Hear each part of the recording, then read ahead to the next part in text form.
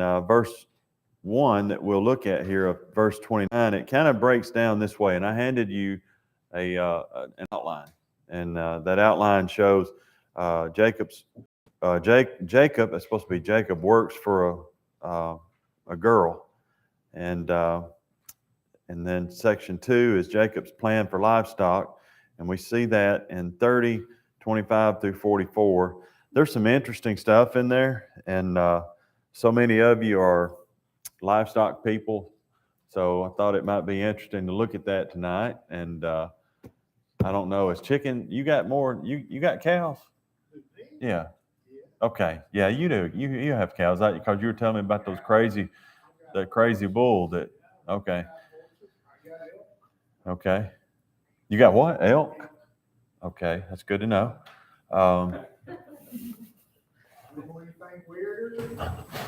What else you got?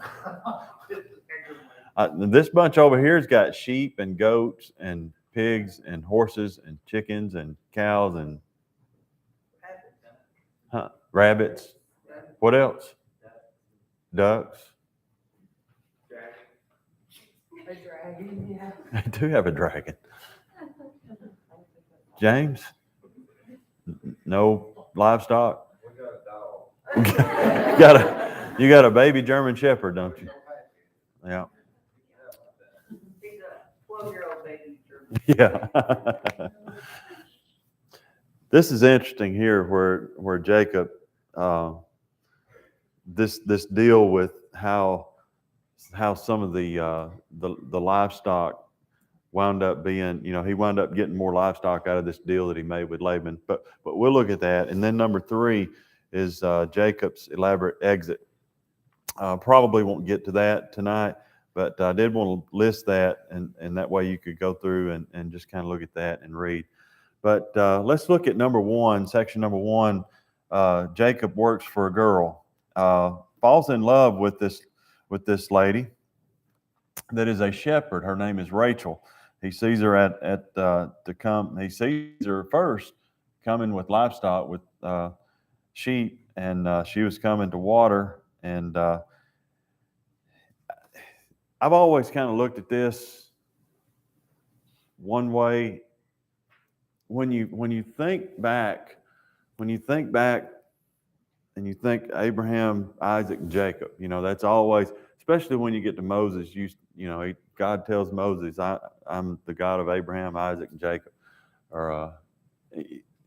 And you always put Jacob kind of in that upper echelon there with Isaac and Abraham. And Isaac and Abraham, they had their faults.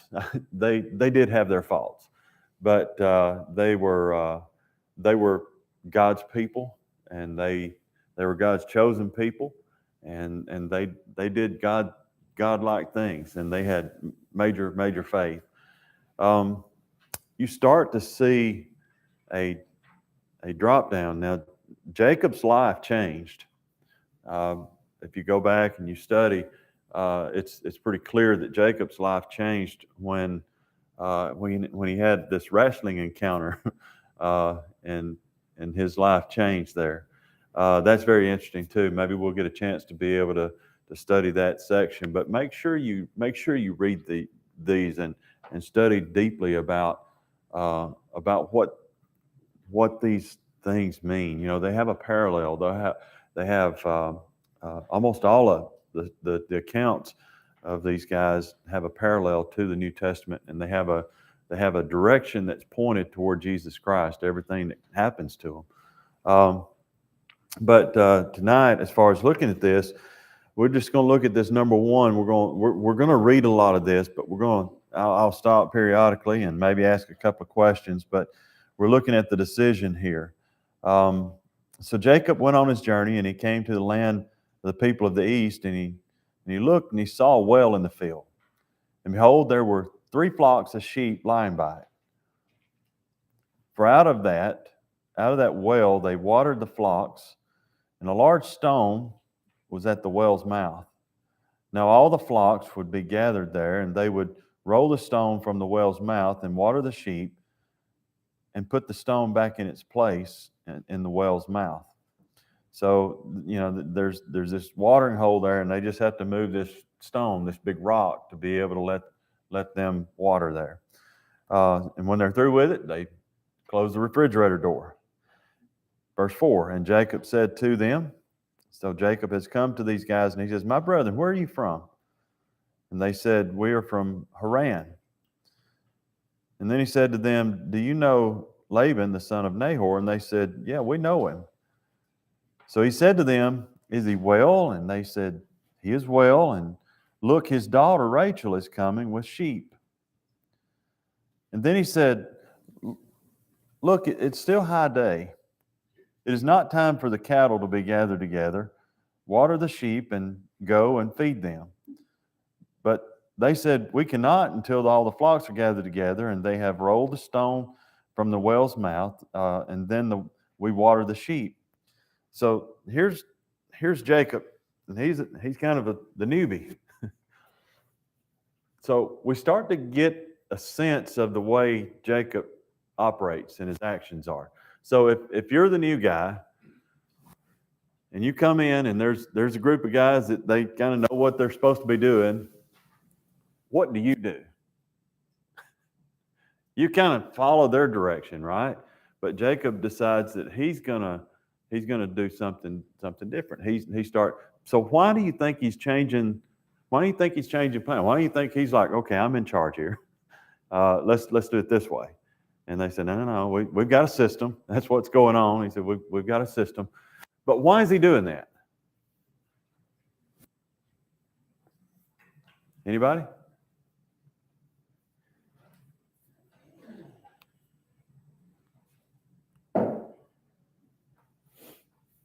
You boys?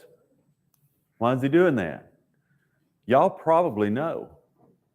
Did you read this? Say that again. He wants to see the girl. He wants to get these guys out of the way because he sees this girl and he needs to get them gone. That's why he's doing it. He sees this pretty girl that's coming up, and she's leading these sheep. And he said, the first, what did I get to? But they said, we cannot until the flocks are gathered together, and they have rolled a stone from the well's mouth, and then we water the sheep. In verse 9, now while he was speaking with them, Rachel came with her father's sheep, for she was a shepherdess. And it came to pass that when Jacob saw Rachel, the daughter of Laban, his mother's brother, that's right, so they're related, his mother's brother, somebody help me out there, what's the relation there? His mother's brother's daughter. Huh? They're first cousins. Good. And it came to pass when Jacob saw Rachel, the daughter of Laban, his mother's brother of the sheep of Laban, his mother's brother, that Jacob went near and rolled a stone from the well's mouth and watered the flock of Laban, his mother's brother. Then Jacob kissed Rachel and lifted up his voice and wept. And Jacob told Rachel that he was her father's relative and that he was Rebekah's son. So she ran and told her father, which is Laban. Verse 13, then it came to pass when Laban heard the report about Jacob, his sister's son, that he ran to meet him and embraced him and kissed him and brought him into his house. And so he told Laban all these things. And Laban said to him, surely you are my bone and my flesh. And he stayed with him for a month. Then Laban said to Jacob, because you are my relative, should you therefore serve me for nothing? So he's there with Laban and he's working. And he's been there a month. And so Laban's like, well, let me pay you something. You don't need to just hang out and work. He says, tell me, what would your wages be? Now Laban had 2 daughters. The name of the elder was Leah, and the name of the younger was Rachel. Leah's eyes were delicate, but Rachel was beautiful of form and appearance.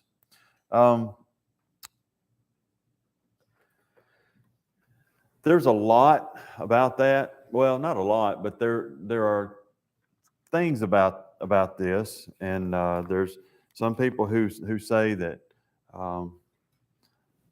that her eyes were, well, let's just read this again. It was all about her eyes. You boys, I mean, you ever notice a girl's eyes? Is that kind of so Jacob noticed the eyes.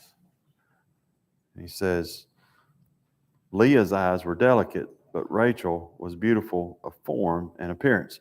So there's some that say Leah's eyes were red or watery. There's some, so that wouldn't have been too hot.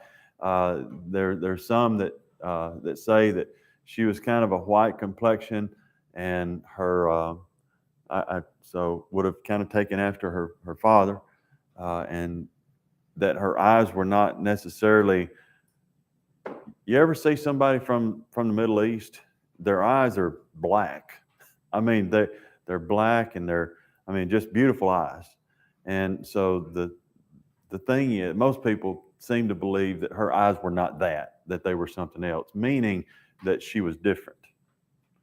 She was not, that doesn't say that she was ugly by any means, but just said that she was different. But there was something about Rachel. Rachel was beautiful, and he was flat out in love with Rachel. And it says that Leah's eyes were delicate, but Rachel was beautiful of form and appearance. Now Jacob loved Rachel, so he said, I will serve you 7 years for Rachel, your younger daughter. Now, what's the issue there? Say that again. She's the younger daughter. What's the problem? We need to get the older one out of here first. That's Laban's thing. Jacob's past has really kind of been his forte. He's really cheated people. He's done people wrong, and he, even his family, and you kind of see that. And then here, and y'all know what's going to happen in this story if you've read it before. You know that Laban is going to cheat him here. He's setting the bait here, and he's going to cheat Jacob. And they go back and forth at each other. They really do. Through this whole thing, they go back and forth, laying traps for one another. But verse 19, and Laban said, it is better that I give her to you than I should give her to another man. Stay with me. So Jacob served 7 years for Rachel. And they seemed only a few days to him because of the love that he had for her. So, he was flat out in love with this woman, Rachel, and would do just about anything that he could to be able to have Rachel as his wife. So here's the decision. And then the deception that comes in verse 21 through 30. Looking at that, it says, then Jacob said to Laban, give me my wife, for my days are fulfilled, that I may go in to her. And Laban gathered together all the men in place and made a feast. So Jacob's like, all right, 7 years over, it's time we get married. And Laban gathered together all the men in the place and made a feast. And now it came to pass in the evening that he took Leah, his daughter, and brought her to Jacob. And he went in to her, and Laban gave his maid Zilpah to his daughter Leah as a maid. So it came to pass in the morning that, behold, it was Leah. And he said to Laban, what is this you've done to me? Was it not for Rachel that I served you? Why then have you deceived me? So what's happened here is it's dark. You go in, and here the marriage is consummated, and then the next morning you wake up and, excuse me, but what are you doing here?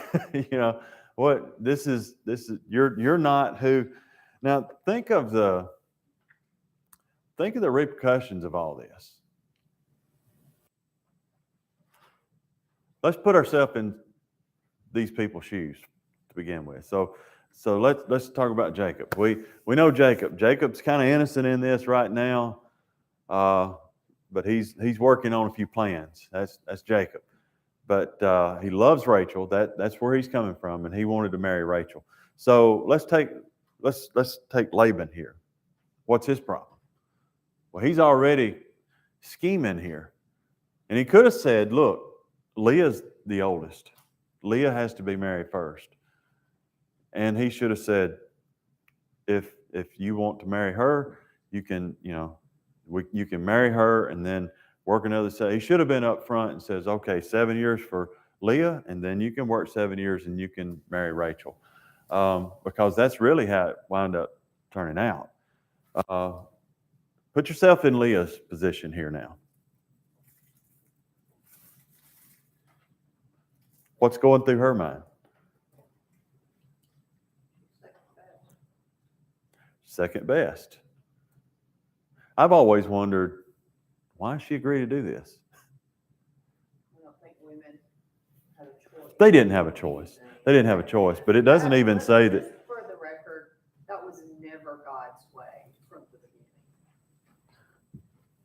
Okay. You know, even in the Old Testament, when they had multiple wives, and they just used the women like they used the livestock, basically, that was not God's way. So it's no wonder they had all these issues. So, Where did Jacob learn this? Where did Laban learn? They learned this from their fathers, and it came through this. It was a common thing to have multiple wives. It was a common thing to have a concubine or a handmaid to be able to bear children if you had a wife that couldn't bear children, because that was the thing of wealth then was two things, or if you were prosperous, or if you were well-to-do, kind of, you had children and you had livestock, and if you didn't have either of those, you were considered basically a peasant. That's what you worked for, somebody who did have. But in being able to look at this, here Jacob is working for somebody that's very wealthy, and he thinks he's going to get Rachel as a wife, but he winds up getting Leah, which is in Jacob's mind the lesser of the two. But yeah, she does feel like she's second best, and this kind of plays out in the whole storyline for several chapters here, is that she starts to have children, and she's actually the first one to wind up having kids, and she winds up having 4. At the end of it, she winds up having 7 kids. She has 6 boys and 1 girl, and so she was blessed. God blessed her, and at the end of her ordeal, she actually praises the Lord. She's actually comes to grips, and I'm kind of telling you ahead. She comes to grips that my joy is not in things. My joy is not in even in children. My joy is not in my marriage. My joy is not in earthly things. My joy is in the Lord. And she knows that God loves her, and she knows that God has blessed her, and so she knows that. But Rachel, he always loved Rachel. And this morning we talked about, why he loved Joseph so much is because I believe he loved Joseph. The Bible says it's because he had him in old age, but he also loved Joseph because he loved Rachel the most.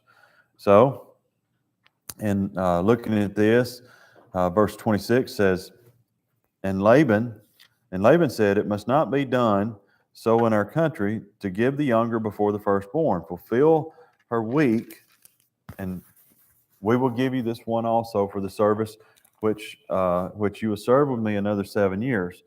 And then Jacob did so and fulfilled her week, and so he came. He gave him his daughter Rachel as his wife also. So how long has he been with Laban now?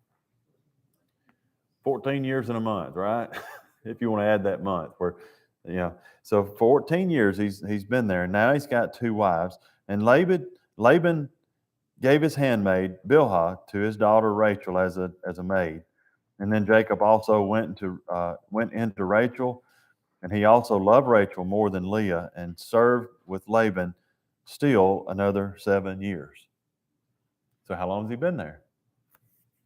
Been there quite a while, hadn't he? 21 years and a month serving old Cotton, James.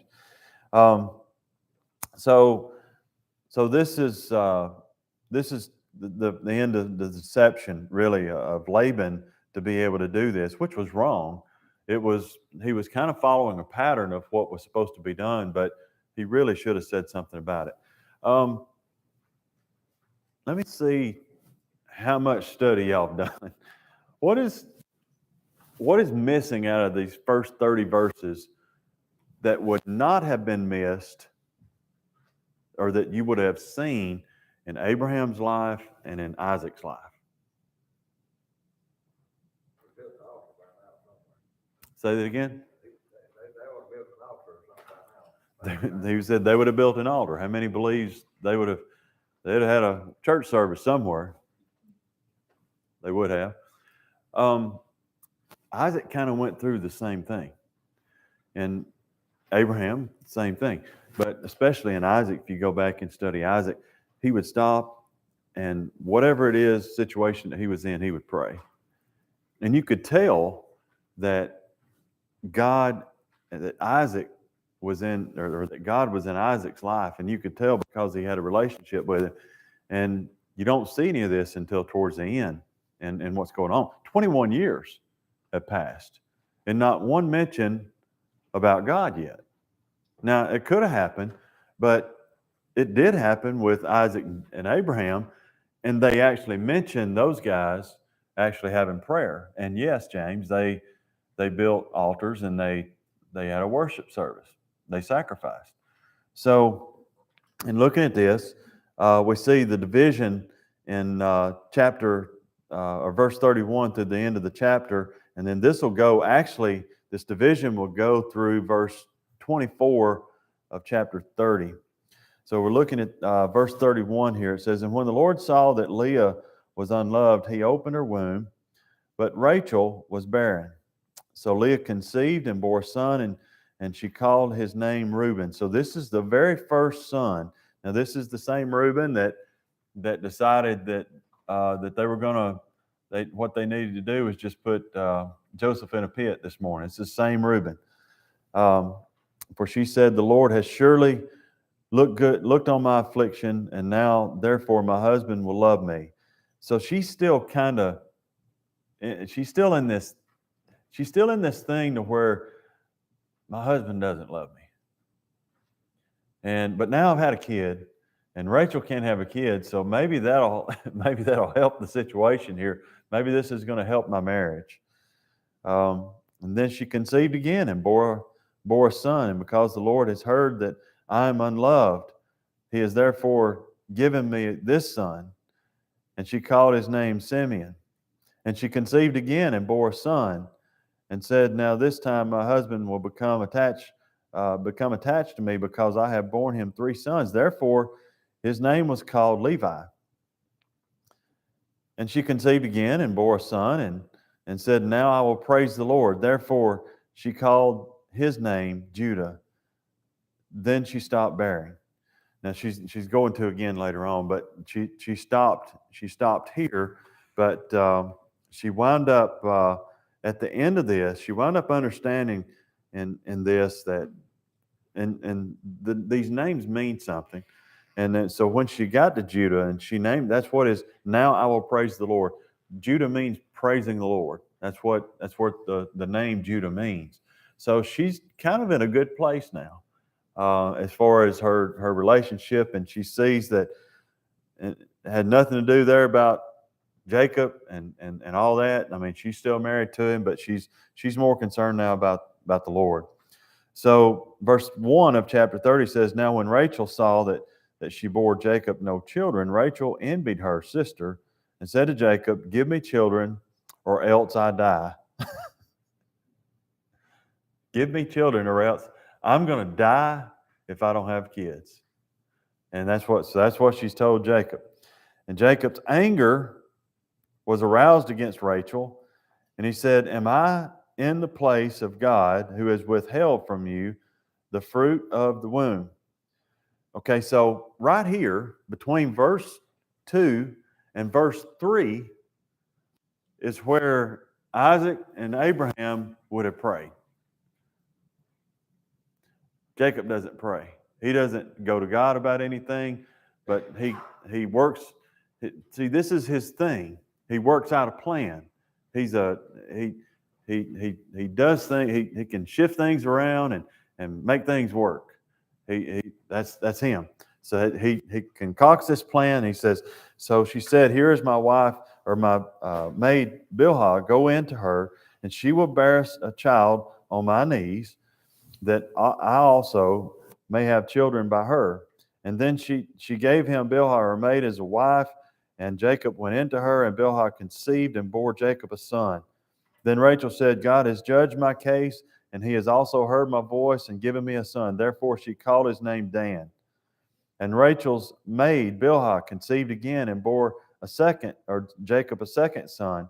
And then Rachel said, great wrestlings I have wrestled with my sister, and indeed I have prevailed.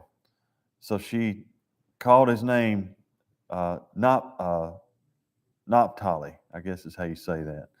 So what's going on here is it's a contest between everybody. There's a contest that's going on with the sisters.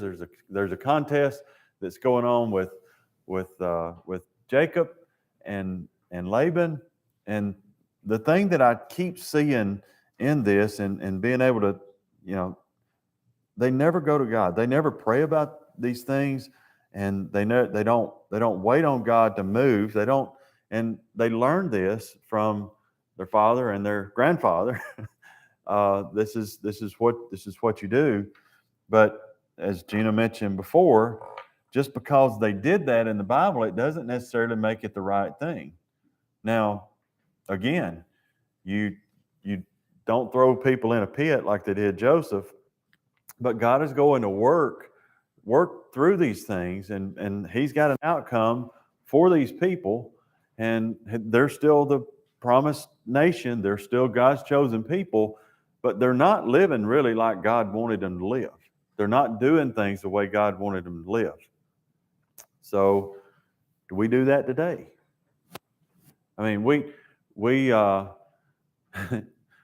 I may be the world's worst at this. I know I'm probably the worst one in here, in concocting my own plan, just because I'm a problem solver in nature. That's the first thing that I want to do is no, that's not the way to do that. This is the way to do that. You can get this outcome, and that it just comes from years of being in some type of operations and everything else. You've got a goal to meet, and you create a solution to be able to meet that goal. Jacob, I believe with all my heart, was a little more devious in his plan. He believed in God, but he kind of sidelined God, and he creates his own plan. And then not only does he do that, now his wives are creating their own plan. God is absent from the marriage. God is absent from this family. And how do I know that? He's there. I mean, they believe in God, and he believes in God of Isaac and the God of Abraham. But they're not trusting God. They're not fully trusting God and allowing God to be able to do God things.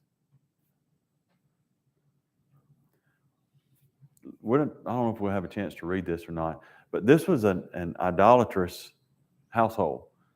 Not only Jacob's, because we find out when they do leave, and that's here in section 3. Find out Jacob's elaborate exit.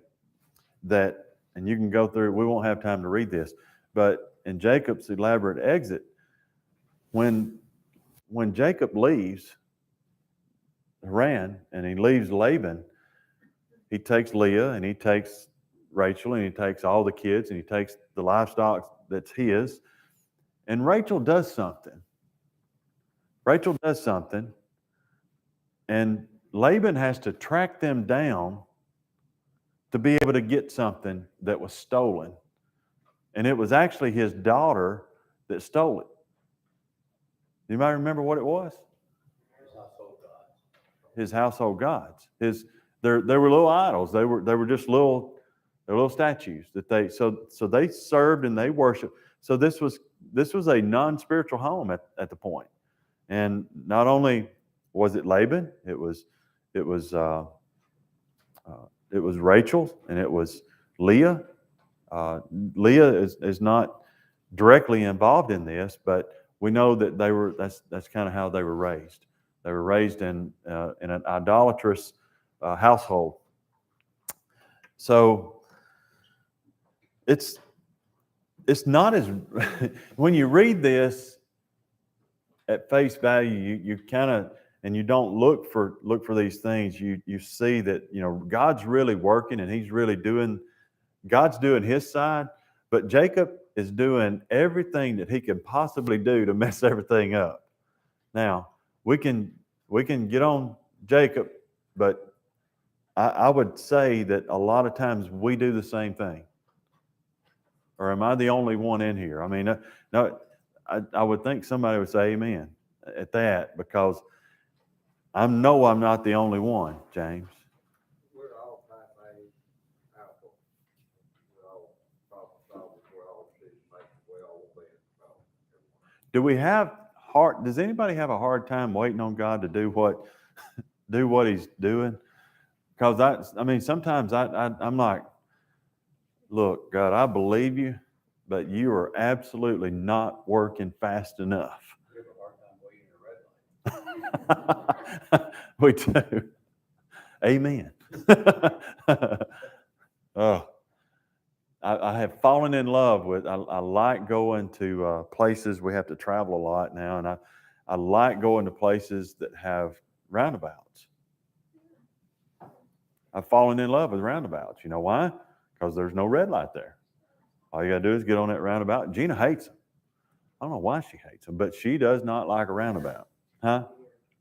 They're weird.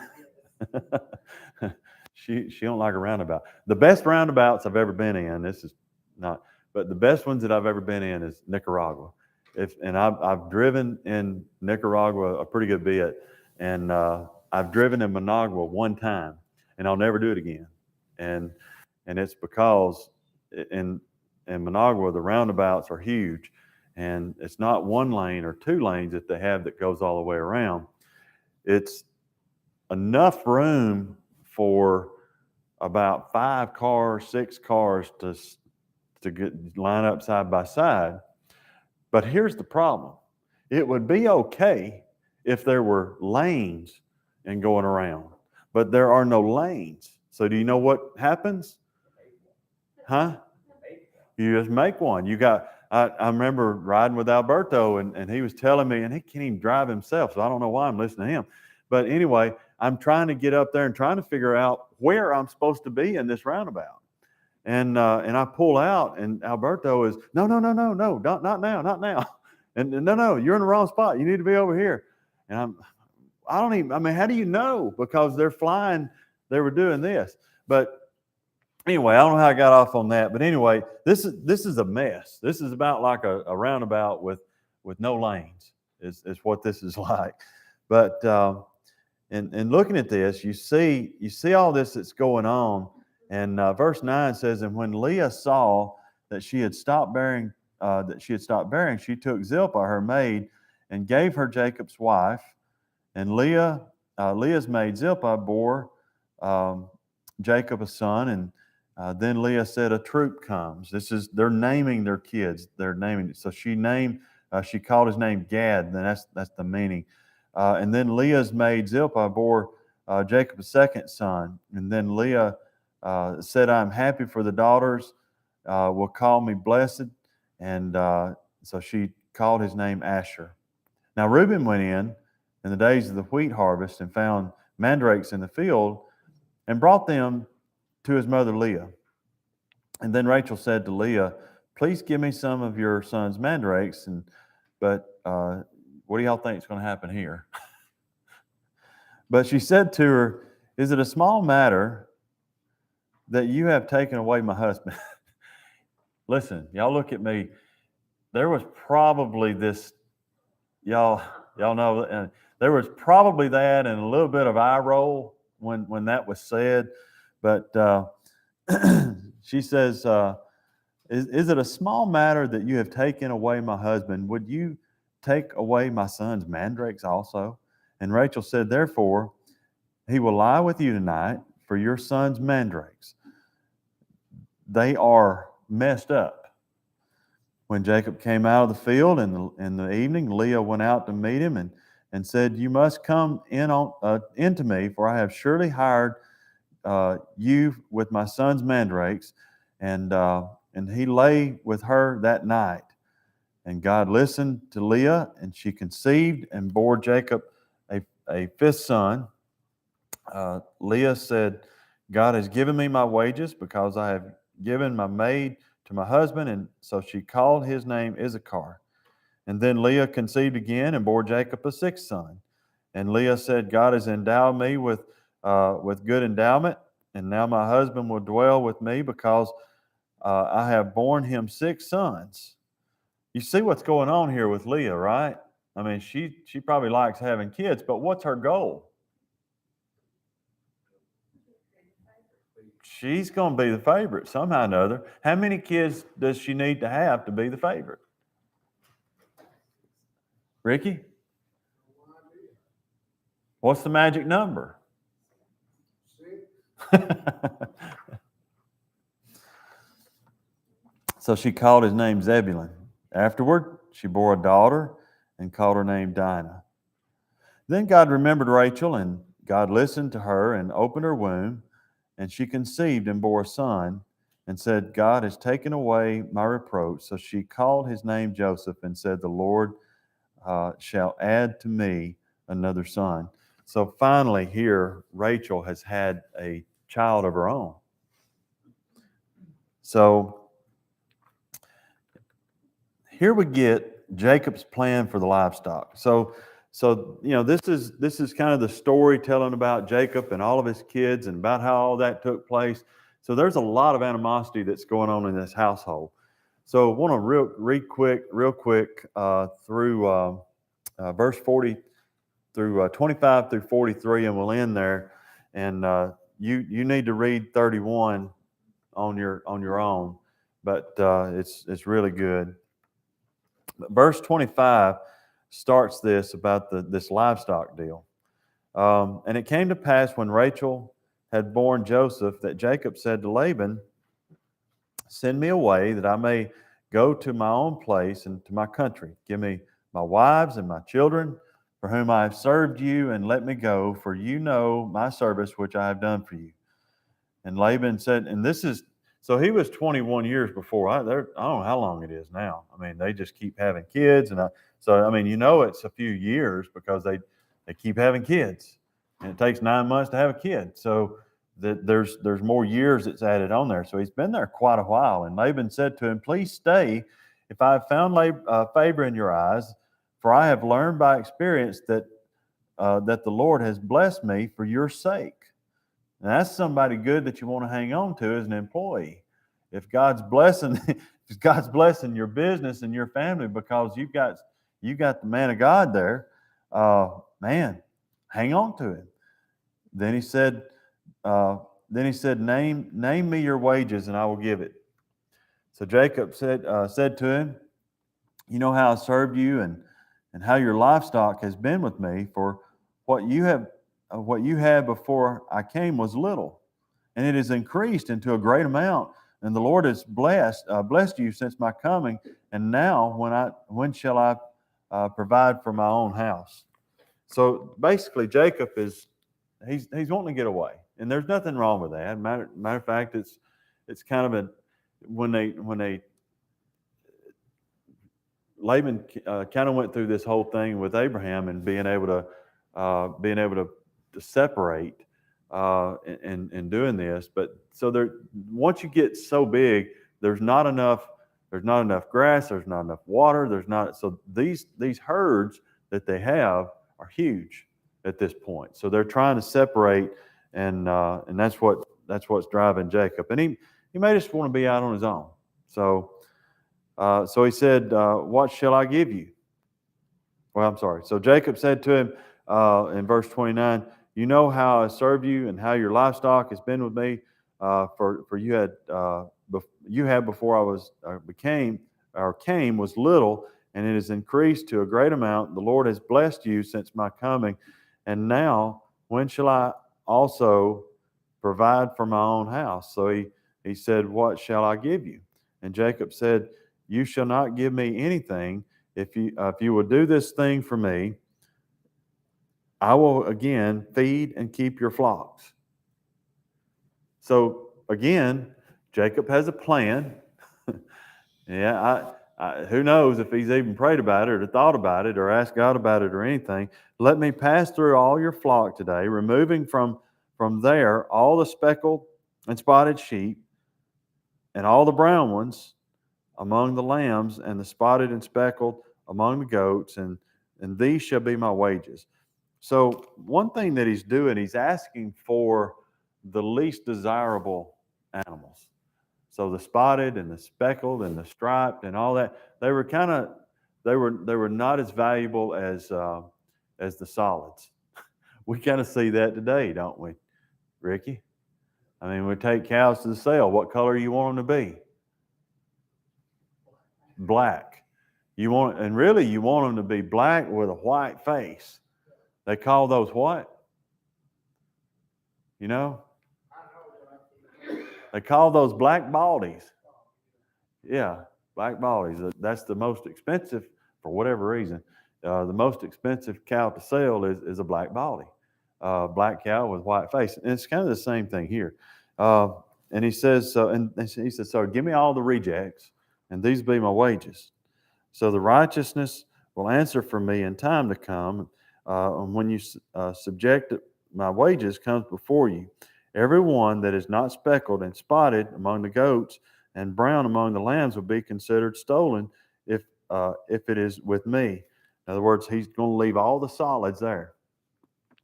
Laban said, that it were according to your word. Probably so, because Laban knows that he's going to flourish. He's going to continue to flourish because Jacob is his golden goose here. And but he's going to have all the choice livestock.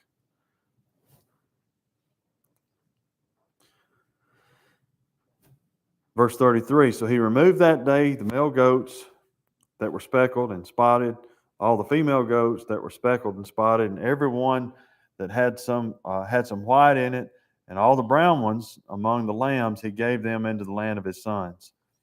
Then he put 3 days' journey between himself and Jacob. And Jacob fed the rest of Laban's flocks. So they've split all the herd up, and there's quite a few miles between the two flocks now. Now Jacob took for himself rods of green poplar and of almond and chestnut trees, and peeled white strips in them, and exposed the white which was in the rod. Jeannie Lee, I don't know why I thought about something that this is something you would do somehow. But this is Jacob's plan to be able to do this. Now, where he got this, it may have been, who knows? Who knows? It doesn't say. But it may have been one of those things. Y'all may know more about it than I do as far as farming. I'm glad we got a lot of farmers in here, but he's taken these strips and he's split these up and kind of broke them up. And it says in verse 38, and the rods which he had peeled, he set before the flocks in the gutters and in the watering troughs where the flocks came to drink, so that they should conceive when they came to drink. So he puts all these in the watering troughs and where they. Now I don't know what that does to it. Well, yes, I do. I do know what it does to it. At least it makes the females very fertile, and you're going to see that all the female livestock. It says, so the flocks conceived before the rods, and the flocks brought forth streaked, speckled, and spotted.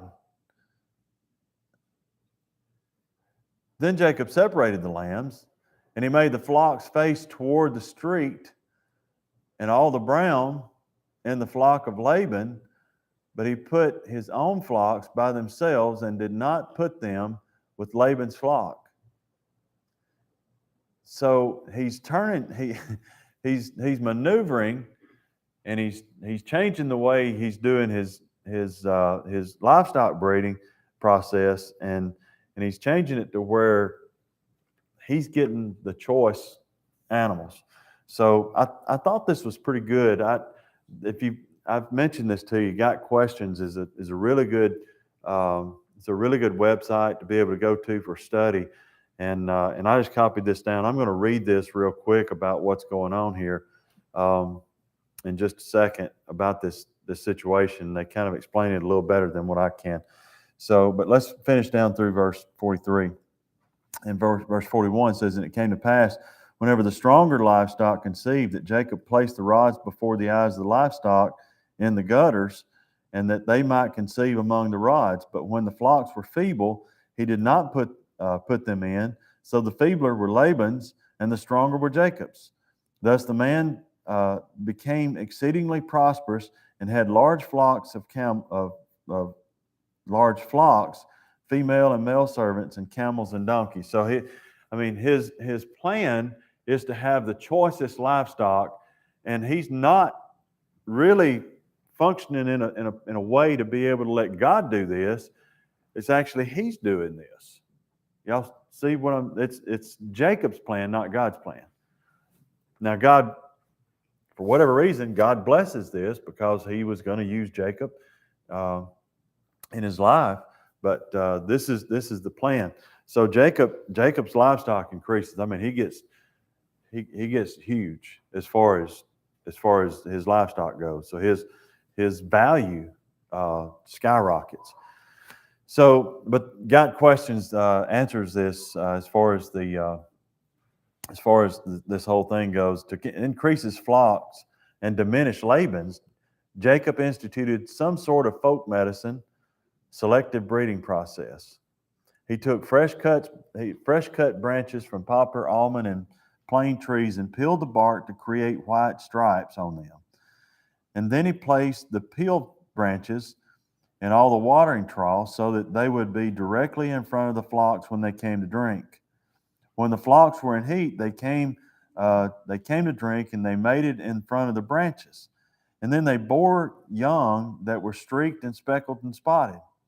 It is unclear how or if these striped branches impacted the mating of the animals. The Bible simply records that Jacob did, and as a result in the flock, with no explanation. An ancient breed of sheep still raised today is the Jacob sheep. Do y'all have a Jacob sheep? Maybe y'all need to get a Jacob sheep. This breed is called the Jacob sheep because the trace of its origin, the story of Jacob's selective breeding process of Genesis chapter 30. In addition to increasing the number of spotted animals, Jacob also wanted to make sure that the spotted ones were stronger than the rest. He only placed the branches in the troughs where the stronger females were in heat, but if the animals were weak, he would not place them there. And the result was that the stronger of the flock were multicolored, and the weaker were normal colored. You see, he's maneuvering this whole thing to where he comes out on top. He's still Jacob. He's still a deceiver. The result was the stronger the flock were multicolored, and the weaker were normal colored. In the end, Jacob grew exceedingly prosperous and came to his own large flocks. Some try to find a natural explanation to the account of Jacob's striped branches and the resulting in speckled flocks. Some theorize that Jacob, through a lifetime of experience with sheep, knew that something in the branches would cause the animal to be sexually stimulated and often mate more often. He placed the branches strategically to breed those animals more and likely to produce speckled and spotted offspring. And a better view is that God of Abraham and Isaac and Jacob supernaturally intervened to increase Jacob's flock. Jacob may have relied on his own efforts, tainted as they were by pastoral folklore, but God had determined to bless him. the biblical answer to the mystery of how Jacob peeled poles resulted in speckled sheep is found in the next chapter. And Jacob says to Rachel, I've worked for your father with all my strength, yet your father has cheated me by changing my wages 10 times. However, God has not allowed him to harm me. So God has taken away your father's livestock and given them to me. What's going on there? I mean, Jacob set all this up on himself. I mean, Laban was not innocent in the whole thing at all, but neither was Jacob. It says, so God has taken away your father's livestock and given them to me in breeding season. I once had a dream in which I looked up and I saw that the male goats mating with the flock were streaked and speckled and spotted. And the angel said to me in the dream, look up and see that all the male goats are mating with the flock are streaked, speckled, and spotted, for I have seen all that Laban has been doing to you. So that was all very interesting to me. I'd always read that, and but it was interesting to me that to kind of look at it from different angles, but especially in the angle that God really, or that Jacob is not really operating in the realm of where God wants him to operate yet, and he will. He comes around, but here not so much. Jacob is still in this zone of where he's got this plan and he's going to maneuver his plan to be able to do the things that he wants to be able to do. And he's not waiting on God. Y'all have to read that next chapter on your own. It's 6:56. I'm sorry. I know got to go to work tomorrow, so I'll let y'all get gone. Anything before we go?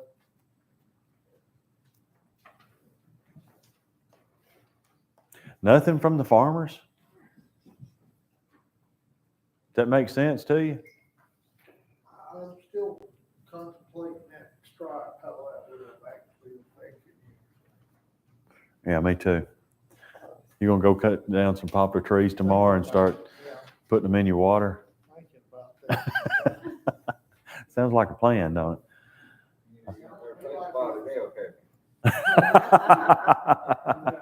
Spotted elk. That's all I need, Jay. Come on in. All right, well, let's stand. We'll be dismissed. Craig, you want to pray for us? Dismiss.